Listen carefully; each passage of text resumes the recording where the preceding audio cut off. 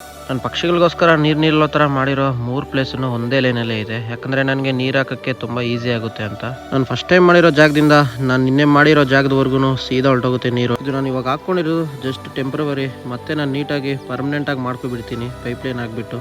ಇವತ್ತೇ ಹಾಕ್ಕೊಳ್ಳೋಣ ಅಂದ್ಕೊಂಡೆ, JCB ಸಿಗಲಿಲ್ಲ. ನಾಳೆ ಸಿಗುತ್ತೆ, ನಾಳೆ ಮಾಡ್ಕೊತೀನಿ. ಇಲ್ಲಿ ನೋಡಿ, ಒಂದು ಚಿಕ್ಕ ಮರ ಬೇಸಿಗೆಯಲ್ಲಿ ಎಷ್ಟು ನೆರಳು ಕೊಡುತ್ತೆ ಅಲ್ವಾ, ತಂಪಾಗಿರುತ್ತೆ. ನನ್ನ ವೀಡಿಯೋಸ್ ನೋಡ್ತಾ ಇರಿ, ಮುಂದಿನ ವರ್ಷ ಈ ಪ್ಲೇಸಲ್ಲಂತೂ ಫುಲ್ಲು ಹಚ್ಚ ಹಸಿರಾಗಿ ಕಾಣ್ತಿರುತ್ತೆ ಬೇಸಿಗೆಯಲ್ಲೂ. ಆ ಥರ ನಾನು ಮಾಡ್ತೀನಿ, ಬಿಡಲ್ಲ. ಇನ್ನೊಂದು ನನ್ನ ಫಾಲೋವರ್ಸಲ್ಲಿ ರಿಕ್ವೆಸ್ಟು, ಸುಮಾರು ಜನ ಕಾಮೆಂಟ್ ಮಾಡ್ತಿದ್ದೀರಾ, ಮೆಸೇಜ್ ಮಾಡ್ತಿದ್ದೀರಾ, ಬ್ರೋ ದುಡ್ಡು ಹಾಕ್ತೀವಿ, ನಂಬರ್ ಕಳಿಸಿ, ಸ್ಕ್ಯಾನರ್ ಕಳಿಸಿ ಅಂತ. ನನಗೆ ಯಾವುದೇ ರೀತಿ ದುಡ್ಡು ಬೇಡ, ನನ್ನ ಕೈಲಾದಷ್ಟು ಮಾಡ್ತೀನಿ, ದಯವಿಟ್ಟು ತಪ್ಪಾಗಿ ಅರ್ಥ ಮಾಡ್ಕೋಬೇಡಿ. ಅಷ್ಟು ನನಗೆ ಬೇಕಾದರೆ ನನಗೆ ಗೊತ್ತಿರೋರ ಹತ್ರ ಇಸ್ಕೊತೀನಿ. ನಂಗೆ ಸಹಾಯ ಮಾಡೋರು ನನ್ನ ಸ್ನೇಹಿತರು ಇದ್ದಾರೆ ತುಂಬ ಜನ.